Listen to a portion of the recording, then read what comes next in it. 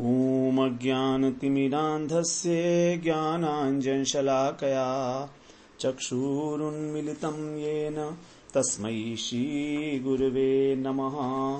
वन्देऽहं श्रीगुरो श्रीयुत्पदकमलं श्रीगुरून् वैष्णवांश्च श्रीरूपं साग्रजातं सहगण रघुनाथान्वितं तं सजीवम् साद्वैतं सावधूतं परिजनसहितं कृष्ण चैतन्यदेवं श्रीराधा कृष्णपादान् सहगण ललिता श्रीविशाखान्वितांश्च तमादिदेवं करुणानिधानं तमालवर्णं सुहितावतारम् अपार संसार समुद्र सेतुं भजामहे भागवत स्वरूपम्।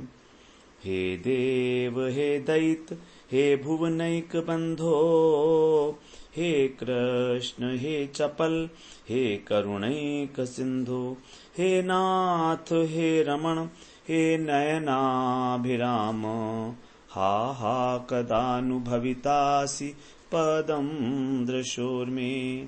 श्री कृष्ण चैतन्य प्रभु नित्यानंद, श्री अद्वैत गदाधर शिवसदि गौर भक्त वृंद। हरे कृष्ण कृष्ण कृष्ण हरे हरे, हरे राम राम राम हरे हरे। हरे कृष्ण। सर्वप्रथम मैं अपने गुरुपाद पद्म ओम विष्णुपाद अष्टोत्तर शत श्री श्रीमद् भक्तिवेदांत माधव गोस्वामी महाराज के चरण कमलों में अनंत कोटि दंडवत प्रणाम ज्ञापन करता हूं। हम लोग श्रीमद् भागवत महापुराण में दशम स्कंध में चतुर्दश अध्याय जो ब्रह्मा जी की स्तुति है, हम लोग उसका श्रवण कर रहे हैं। इसमें ब्रह्मा जी ने भगवान से जो है क्षमा मांगी है, अपना जो अपराध है वो स्वीकार कर रहे हैं ब्रह्मा जी कि मैंने जो है आपके व्यवधान किया आपकी लीला के अंदर, तो इस प्रकार से जो है ये मेरी अत्यंत निकृष्ट चेष्टा है। मैंने आपको ही मोहित करने का प्रयास किया, तो किसी भी प्रकार से जो है अंश जो है वो अंशी को मोहित नहीं कर सकता। कार्य कभी कारण को नहीं ढक सकता, ना ही उसे समझ सकता है। तो इस प्रकार जो है कहा कि मैं तो आपका पुत्र ही हूं, क्योंकि नारायण के नाभि कमल से मेरी उत्पत्ति हुई है। तो यदि भगवान पूछें कि मैं तो एक छोटा बच्चा हूं, तुम कैसे कह रहे हो मुझको मैं नारायण हूं, तो अनेक प्रकार से उन्होंने सिद्ध किया कि जो भी नारायण हैं, कारुणोदकशायी विष्णु, गर्भोदकशायी विष्णु, क्षीरोदकशायी विष्णु, इन तीनों को ही नारायण कहा जाता है। तो जिनका नर ही अयन है, अर्थात जिनका जल अयन है, जिनका जल आश्रय है, अथवा ऐसा कह सकते हैं नार का अर्थ जो है समूह, जीव समूह भी होता है। तो जो जीव हैं वो सभी के आश्रय एकमात्र भगवान ही हैं। इस प्रकार से तो अनेक प्रकार से उन्होंने सिद्ध किया ब्रह्मा जी ने कि आप ही मूल नारायण हैं और आप ही अचिंत्य शक्तिशाली हैं। आपकी कृपा के बिना आपकी महिमा का जो अपार सिंधु है, हम उसकी एक बूंद का भी स्पर्श नहीं कर सकते। ये केवल तभी हो सकता है जब आपकी हम पर कृपा हो। और इस प्रकार से आप जो हैं अनेक रूपों में अवतार लेते हैं, मत्स्य कूर्म इत्यादि अनंत अवतार हैं आपके, लेकिन फिर भी आप एक हैं। फिर भी क्योंकि आपकी जो श्री मूर्ति है, आपका जो विग्रह है, वो अनेक अवतारों के रूप में नित्य विग्रह है, लेकिन तो भी आपके स्वरूप में एकत्व की हानि नहीं होती। एकोपी सन यो बहुधा विभाति, अर्थात जो एक ही होकर लीला आस्वादन करने के लिए अनेक रूपों से आविर्भूत होते हैं। तो इस प्रकार जो आपकी कृपा है वही एक हेतु है कि आपको इस प्रकार से समझा जा सकता है। फिर बताते हैं कि आप ही इस प्रकृति के नियंता हैं, इस ब्रह्मांड के नियंता हैं, सर्व नियंता हैं, सबको ही नियमन करने वाले आप ही हैं। और आप ही अपने सच्चिदानंद रूप में हमेशा से ही विद्यमान हैं। जब जगत नहीं था तब भी थे, अभी है और बाद में भी हमेशा आपसे ही है। और आपके द्वारा ही जो सबको प्रकाश दिया जाता है, ज्ञान दिया जाता है, उसी से सब ज्ञानमयान है। जैसे भगवान ने कहा है, यद आदित्य गतम तेजो जगत भासयते अखिलम यच्चंद्रमसि तच्च यच्च अग्नौ तत्तेजो विद्धि मामकम। अर्थात जो सूर्य, चंद्रमा इत्यादि ग्रह हैं, अग्नि इत्यादि, वो सब आपकी ही अंग ज्योति से उद्भासित हो रहे हैं। तो ये सब आपका ही प्रकाश है जो इस जगत में देखने में आता है। और नंद बाबा यशोदा के घर आप पुत्र के रूप में अवतीर्ण हुए, तो भी आप इस जगत के आदि पुरुष हो। आपका जो विग्रह है वो विशुद्ध सत्वात्मक है, उसमें किसी प्रकार का कोई रज और तम का मिश्रण नहीं है। और आप जगत पिता और जगत माता होते हुए भी उनके पुत्र के रूप में विराजमान हुए हैं। जगत की सभी वस्तुएं नश्वर हैं, उनमें अवस्थाओं का अंतर होता रहता है। जन्म होता है, उसके बाद फिर वृद्धि होती है, उसके बाद स्थिति होती है, फिर क्षय होता है, फिर परिणाम। उसका परिणाम क्या है? क्षय होना, और उसके बाद फिर उसका नाश हो जाता है। लेकिन आप में किसी भी प्रकार का कोई विकार नहीं है।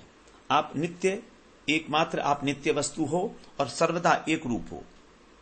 आपके अंदर किसी प्रकार की कोई अवस्था परिवर्तन नहीं है। नित्यो नित्यानाम चेतनश्चेतना नाम, ये जो श्रुति वाक्य हैं आपके नित्यत्व की घोषणा करते हैं। और आपके नित्य होने के कारण आप में जो अधिष्ठित है ये जगत अनित्य है, लेकिन तो भी सत्य की भांति प्रतीत होता है। ये जगत नश्वर है, आप नश्वर नहीं हो, लेकिन क्योंकि ये जगत आप में स्थित है और आपसे ही व्याप्त है, इसलिए ये जगत भी सत्य मालूम पड़ता है, प्रतीत होता है नहीं। तो जब आपकी कृपा हो जाती है तब इस जगत की नश्वरता का जो है पता लगता है।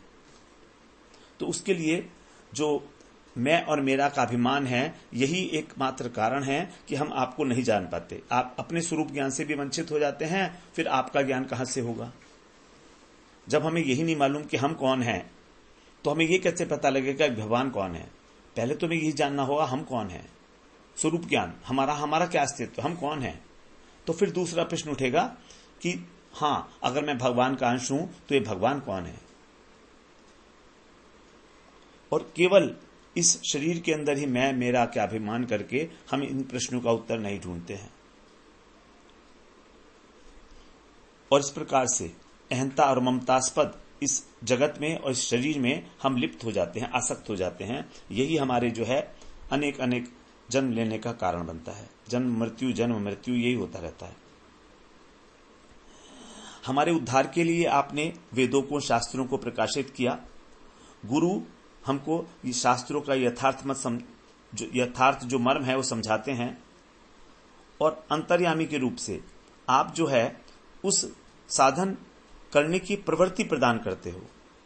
देखिए, बड़ी इंपॉर्टेंट बात बताई जा रही है। सबका अपना अपना रोल है। शास्त्र जो हैं वो हमें बताते हैं क्या ठीक है क्या नहीं है, क्या चित वस्तु है क्या अचित वस्तु है, क्या जड़ है क्या चेतन है। लेकिन उन शास्त्रों के अंदर जो है मोहिनी विद्या बताई गई है। शास्त्र जो है मोहिनी विद्या है, मतलब उसमें समझ में नहीं आएगा क्या है। तो बताने के लिए आपने गुरु को भेजा, यह आपकी कृपा है।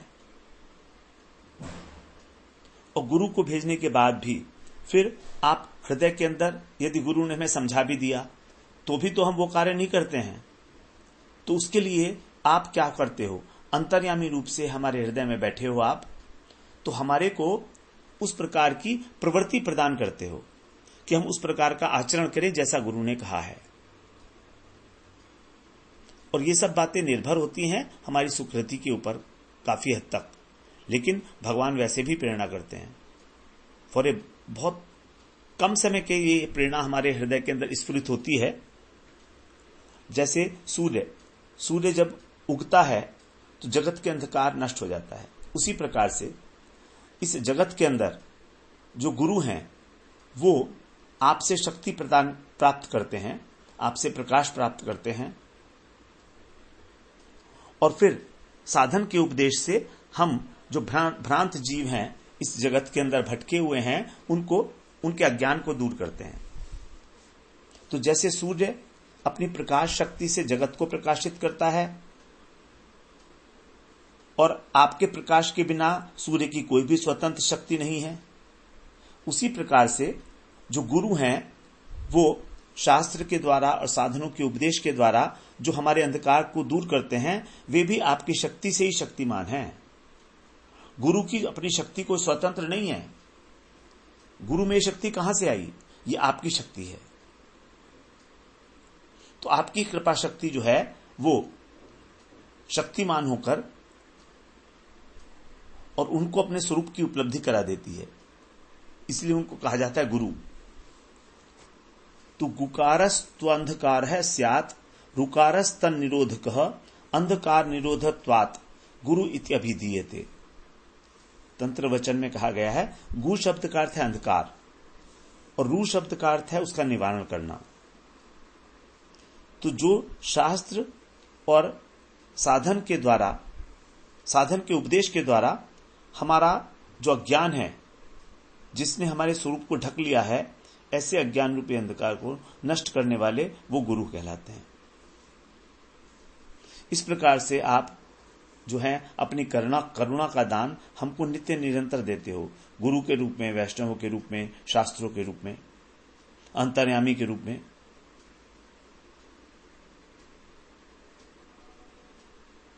लेकिन फिर भी हमारा दुर्दैव है, हमारा दुर्भाग्य है कि हम अपने स्वरूप को नहीं जान पाते, आपके स्वरूप को नहीं जान पाते और मोह में पड़कर इस कुमार्ग में भटक जाते हैं। ये सारी बातें हम कर आए हैं। अब आज 26वें श्लोक में हम प्रवेश करते हैं। 26वें श्लोक में भगवान कह रहे हैं, वो ब्रह्मा जी कह रहे हैं, अज्ञान संज्ञो भवबंध मोक्षौ द्वौ नाम नान्यौ स्तरितज्ञ भावात् असज्र चित्यात्मनि केवले परे विचार्यमाणे तरणा विवाहनी। हमें संभवतः 25वां श्लोक, 25वें श्लोक में हमें प्रवेश करना था। एक आगे आ गए हम, 25वां पढ़ते हैं। आत्मनमेवात्ममत् आत्मन आत्मनम आत्मतया विजानताम तेनैव जातम निखिलम प्रपंचितम ज्ञानेन भूयोऽपि च तत्प्रलीयते रज्ज्वा महिर्भोग भवा भवौ यथा।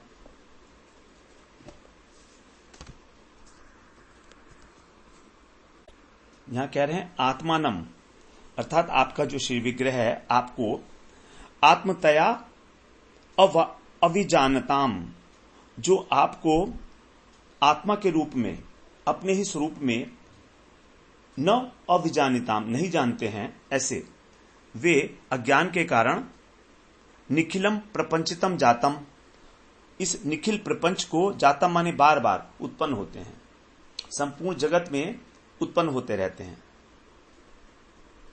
संसार दशा उनको प्राप्त होती है। संसार दशा प्राप्ति का एक कारण है अज्ञान, अब अविजानताम, क्योंकि हम आपके स्वरूप को नहीं जान पाते कि आप क्या हैं।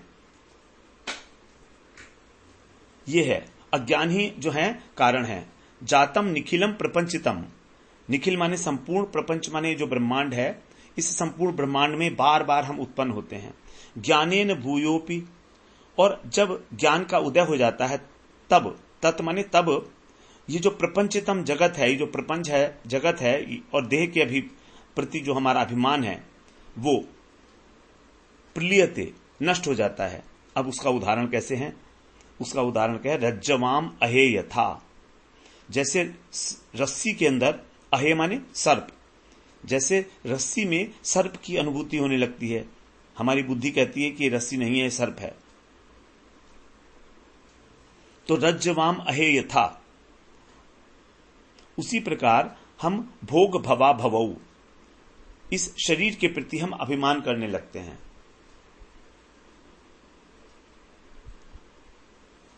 तो हमारा इस संसार में जन्म लेने का कारण है हमारा ज्ञान, और इस अज्ञान के कारण ही हम क्या करते हैं? इस शरीर में अभिमान कर लेते हैं। क्यों करते, कैसे करते हैं? जैसे कि रस्सी के अंदर सर्प की अनुभूति होना, सर्प का अनुभव होना, अंधकार के कारण।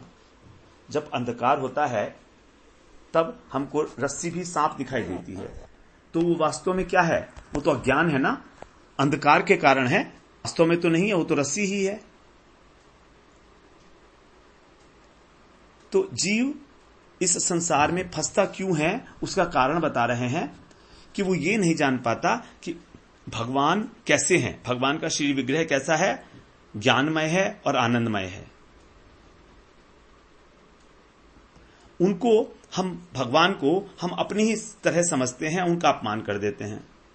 ये जानकर तो जब आपको हम भूल जाते हैं कि आप सच्चिदानंदमय हैं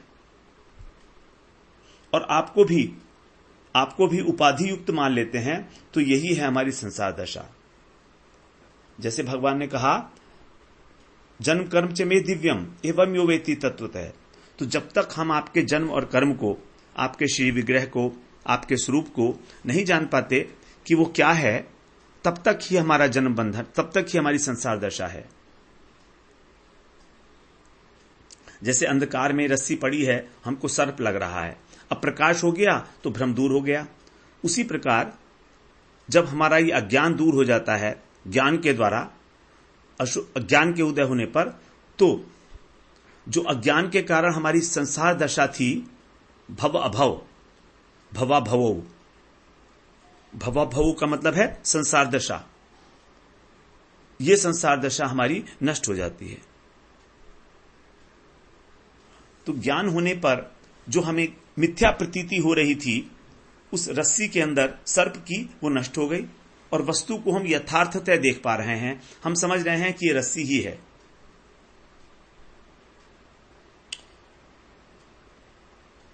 तो संसार दशा का कारण क्या है?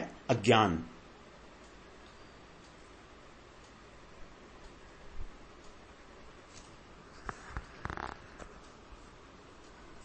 यहां पर ज्ञान का अर्थ है भगवत ज्ञान, तत्व ज्ञान, परमार्थ ज्ञान। जैसे भगवान ने गीता में कहा, मुझको समग्रता से जानो कि मैं ही अधियज्ञ हूं, मैं ही अधिभूत हूं और मैं ही अध्यात्म हूं।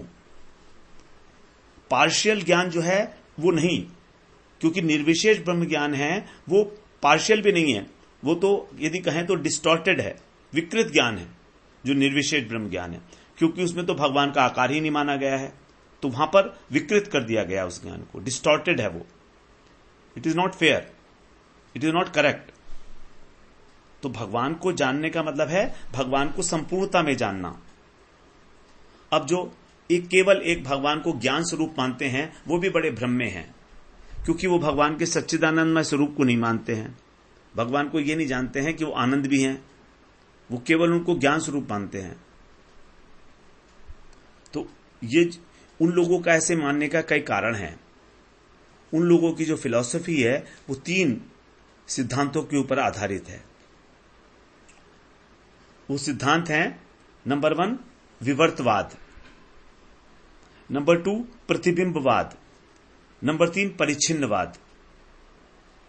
विवर्तवाद का मतलब है एक वस्तु में दूसरे वस्तु की प्रतीति, अज्ञान के कारण, किसी भी कारणवश जब एक वस्तु में दूसरे वस्तु की प्रतीति होती है, तो यह कहा जाता है कि पहली वस्तु का विवर्त हो गया।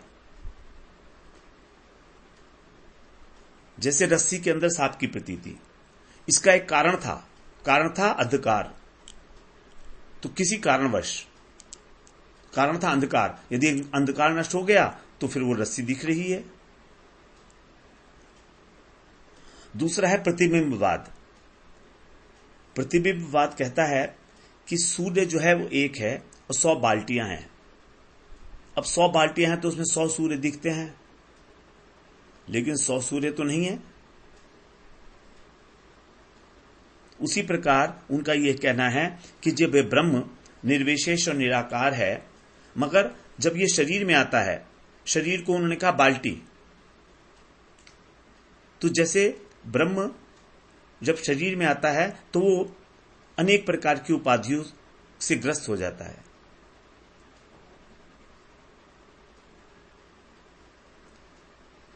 और जैसे ही बाल्टियां हटा दी जाती हैं, वो एक ही सूर्य है, सूर्य तो एक ही है।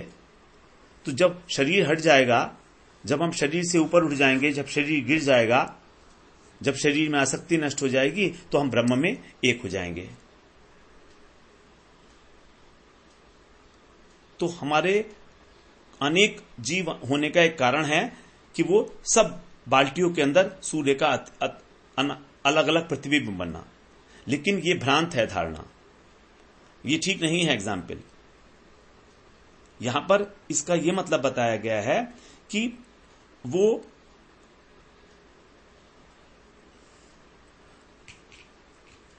यहां पर ब्रह्म और जीव को कहा गया, जीव के ऊपर अप्लाई कर दिया गया ये फॉर्मूला, लेकिन ऐसा नहीं है। इसके कहने का मतलब यहां पर यह था प्रतिबिंबवाद का कि जो एक परमात्मा है वही परमात्मा एक ही है और सबके हृदय में विराजमान है। हृदय से अर्जुन तिष्ठति, तो परमात्मा एक होने पर भी, क्षीरोदकशाही एक होने पर भी हजारों बाल्टियों में दिख रहे हैं। तो ये प्रतिबिंबवाद जो है वो परमात्मा के लिए था, जीव के लिए नहीं था। जीव कभी भी मिलकर एक नहीं हो सकता परमात्मा में।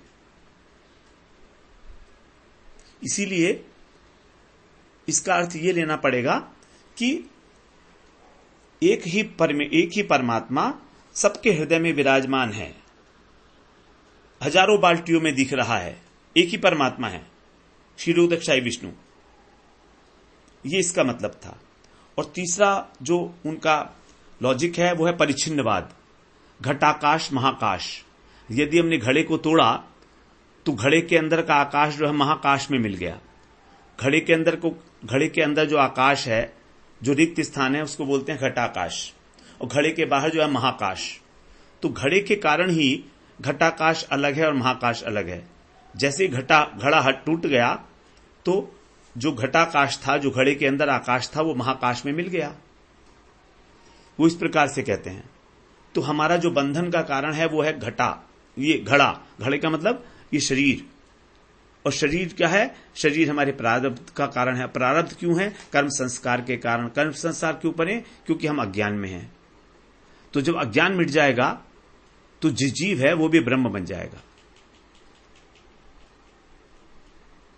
तो भक्तों के लिए ये भी जो है स्वीकार नहीं है, क्योंकि भगवान ने कहा है कि जीव मेरा अंश है, इसलिए सनातन है। वो कभी भी मिल ही नहीं सकता भगवान से। उसका एक ही कार्य है, सेवा, क्योंकि वो नित्य है। तो इस प्रकार से जो अद्वैतवादी हैं उन्होंने इस संसार को जो मिथ्या मान लिया वो ठीक नहीं है। ये संसार मिथ्या नहीं है, ये केवल नश्वर है, इतना ही बताया गया है।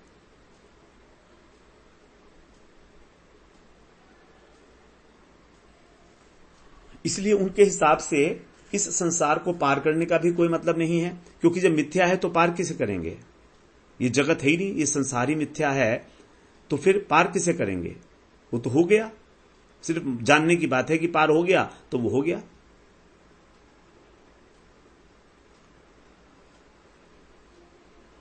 अब आगे जो है, तो इसलिए कह रहे हैं कि जो ये नहीं जान पाते कि भगवान जो है ज्ञानमय है और आनंदमय है, वही संसार में फंसते हैं, और जो जान जाते हैं वो संसार से तर जाते हैं। अब 26वें श्लोक में कह रहे हैं,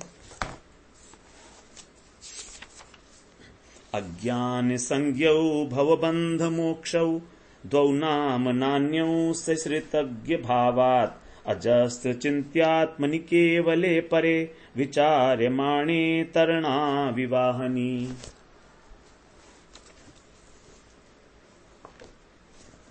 यहां कह रहे हैं विचार्यमाणे, विचार करने पर, तरणा अहनि इव, तरणा माने सूर्य, विचार करने पर सूर्य में से जैसे अहनि नहीं है, सूर्य में अहनि इव अर्थात ना तो रात है और ना दिन है।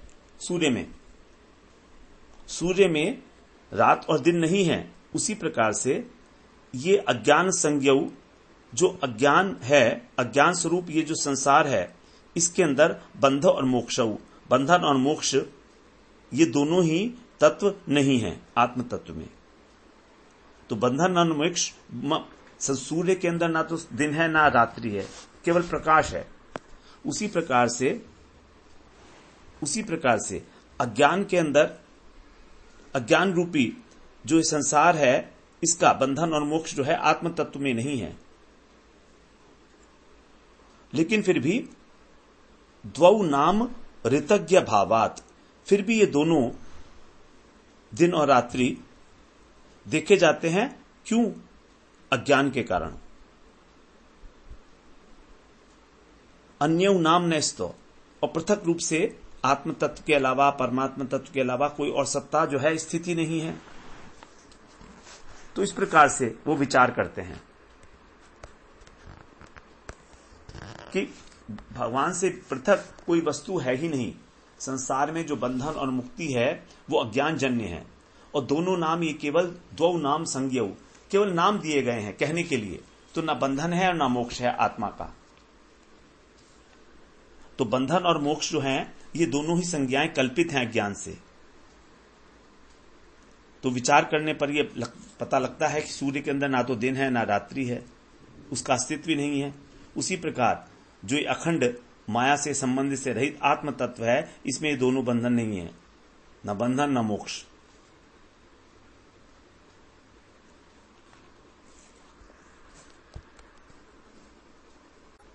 तो जहां पर सूर्य का प्रकाश होता है उसको हम कह देते हैं दिन, और जहां पर अंधकार होता है उसे कह देते हैं रात। तो दिन और रात की जो कल्पना है वो इस जगत के सापेक्ष में है, सूर्य में नहीं है दिन और रात। सूर्य में तो केवल ज्योति ही ज्योति है।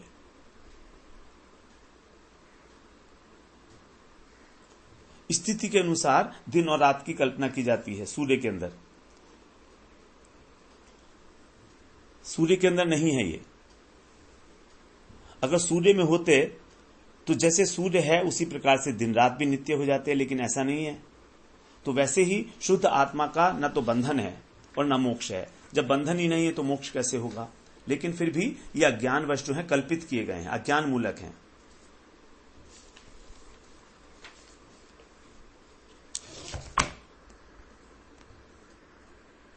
जैसे इसका एक उदाहरण दिया जाता है, यदि बच्चा जो है मूंगफली खाने गया, मूंगफली लेने गया मार्केट से, दुकानदार ने उसके हाथ में मूंगफली दे दी।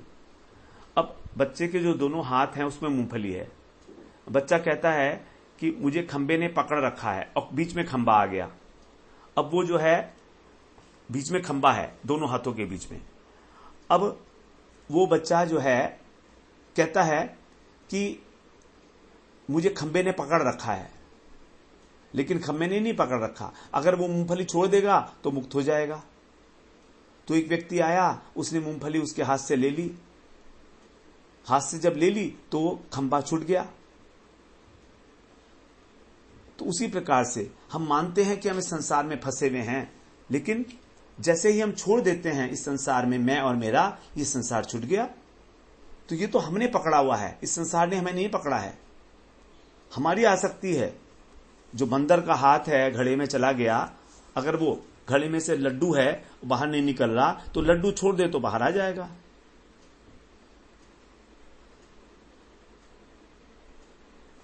तो इस प्रकार से जीवात्मा न तो बद्ध है और न मुक्त है। मुक्त तो तभी कहेंगे ना जब उसको कोई बंधन हो। यदि कोई कहे कि मैं मुक्त हो गया, तो क्या हम पहले जेल में थे? तो जेल में होना का मतलब क्या है कि हम अज्ञानग्रस्त हैं, मैं और मेरा मानते हैं। तो मुक्त होकर उसमें क्या कोई चेंज आ जाता है? नहीं आ जाता है। आत्मा वही की वही रहती है, केवल उसका जो सूक्ष्म शरीर है वो गिर जाता है। तो बंधन और मोक्ष ये दोनों ही वृत्तियां माया की वृत्तियां हैं। तो माया की जो दो वृत्तियां हैं, अविद्यावृत्ति और विद्यावृत्ति। विद्यावृत्ति के प्रभाव से वो ऐसा मानता है कि मैं मुक्त हो गया हूं, और अविद्यावृत्ति के प्रभाव से वो बंधन मान लेता है। क्योंकि अविद्यावृत्ति रजोगुणी या तमोगुणी है, और विद्यावृत्ति सत्वगुणी है।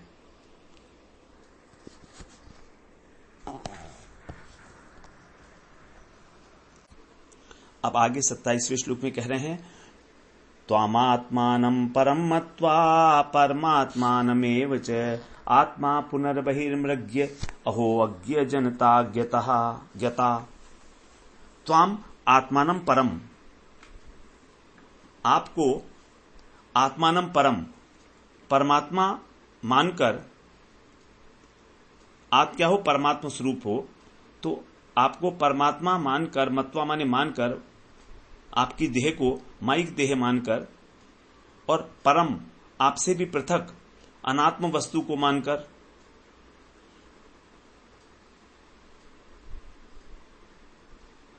तो ये कौन मानता है? जो अज्ञता, जो अज्ञ हैं, जो अज्ञ लोग हैं वे ऐसा मानते हैं।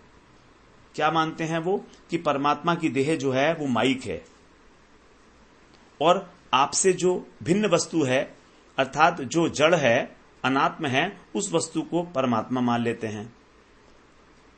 और फिर क्या करते हैं कि आपके चरण कमलों को परित्याग कर देते हैं और बाहरी विषयों के अंदर अपने आत्मा को ढूंढते हैं। तो वह कैसे हैं? अज्ञ हैं, मूर्ख हैं। आप ही सब कुछ हो, आपकी जो देह है उसको तो माई मान लेते हैं और जो संसार है उसको वास्तविक मान लेते हैं।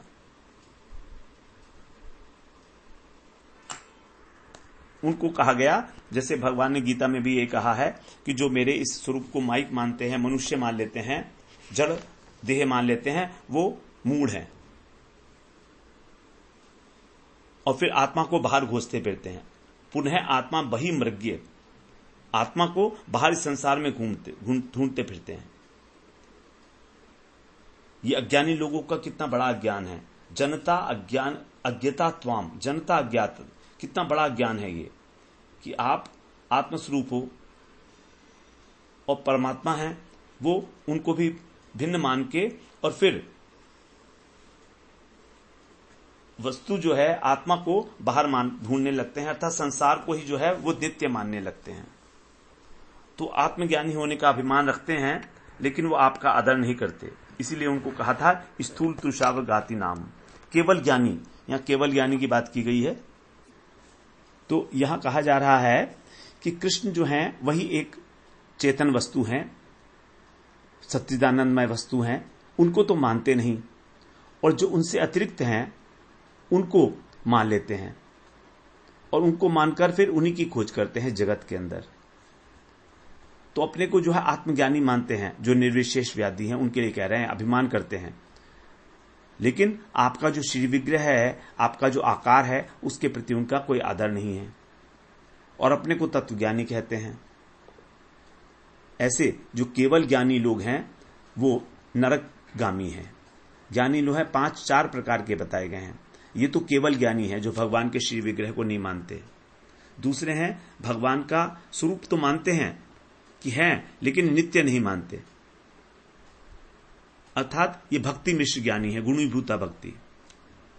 तो इनका पतन हो भी सकता है और यदि इनको जो है इनके चित्त शुद्ध हो जाता है और तो इनको जो है सायुज्य मुक्ति भी मिल जाती है। ये जो है भगवान के आकार को केवल चित्त शुद्धि का साधन मानते हैं।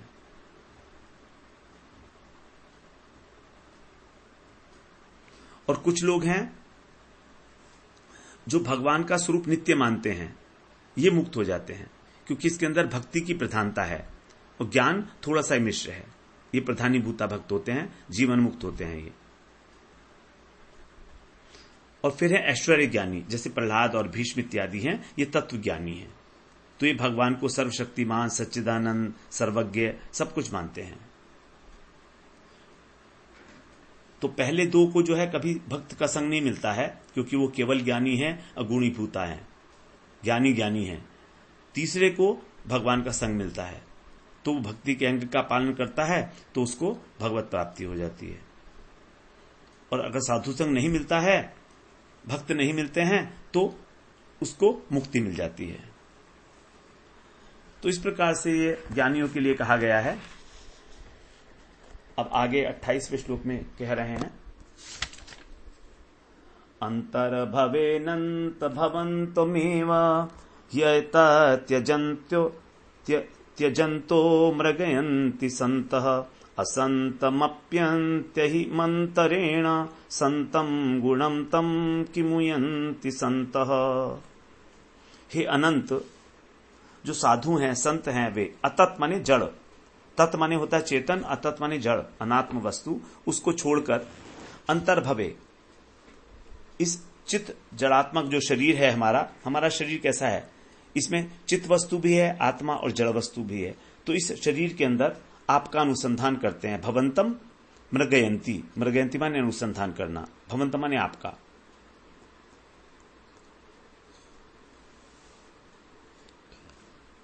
और लेकिन अंति माने आप भगवान इसके बड़े निकट में हो जो है, तो भी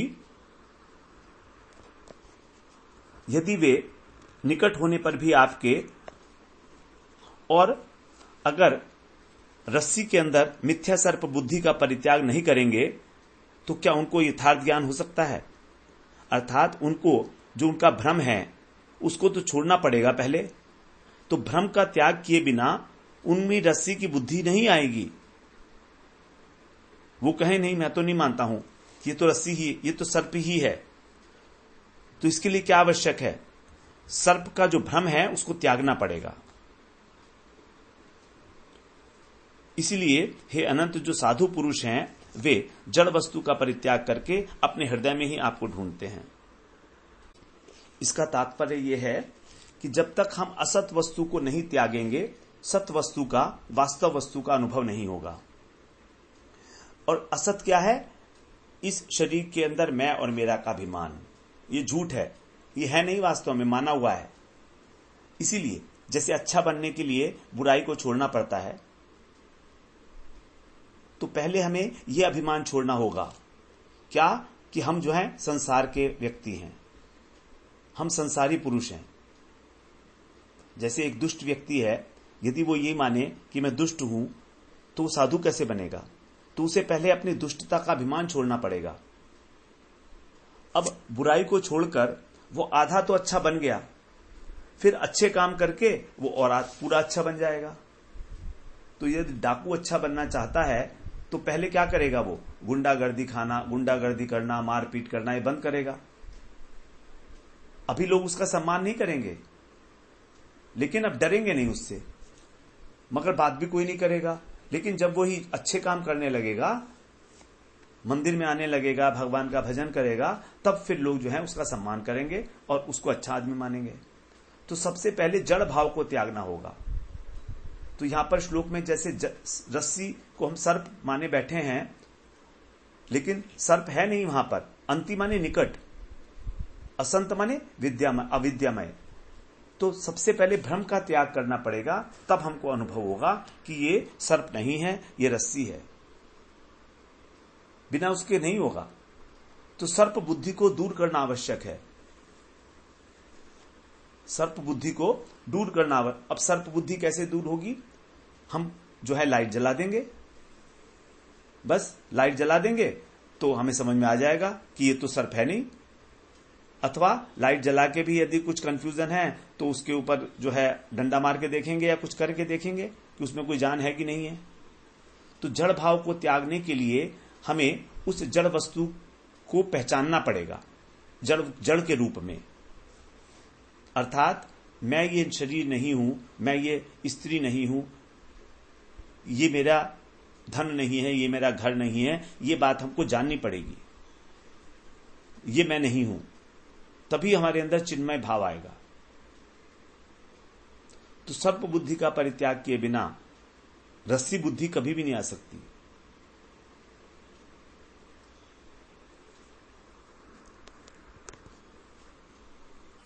और हमको ये खोज कहां करनी होगी? अपने हृदय में ही, अंतर्भवे, अपने अंदर ही हमको ये खोज करनी होगी कि मैं कौन हूं शरीर में। तो धीरे धीरे जब हम ये समझ जाएंगे कि मैं शरीर नहीं हूं, मैं मन बुद्धि, मेरा अहंकार ये नहीं हूं मैं, तब हमको समझ में आएगा कि मैं जो हूं वास्तविक में एक आत्मा हूं। तब हमें समझ आएगा कि आत्मा भगवान का अंश है। जब हम अपने को देखेंगे, अंधकार जब दूर हो गया, अपने को हमने पहचान लिया, तब हम दूसरे को देखेंगे। उसके बाद पहले अपने को देखेंगे, फिर दूसरे को देखेंगे। तो पहला प्रश्न है मैं कौन हूं, और दूसरा प्रश्न है भगवान क्या है। इस प्रकार से पहले जड़ भाव को त्यागना होगा कि मैं शरीर नहीं हूं, मैं आत्मा हूं। इस प्रकार के भाव को त्यागना होगा, क्योंकि ये जो भाव है ये असंत, असंत का मतलब है ये विद्यमान नहीं है, केवल ऐसा दिख रहा है सर्प की भांति। ये शरीर है नहीं, इसकी सत्ता नहीं है, ये तो नित्य प्रति हमारा क्षीण हो रहा है, लेकिन तो भी असत्य दिखता है।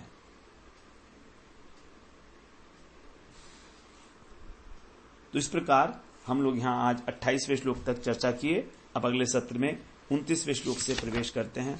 वांछा कल्पतरुभ्यश्च कृपा सिंधुभ्य एव च पतितानां पावनेभ्यो वैष्णवेभ्यो नमो नमः।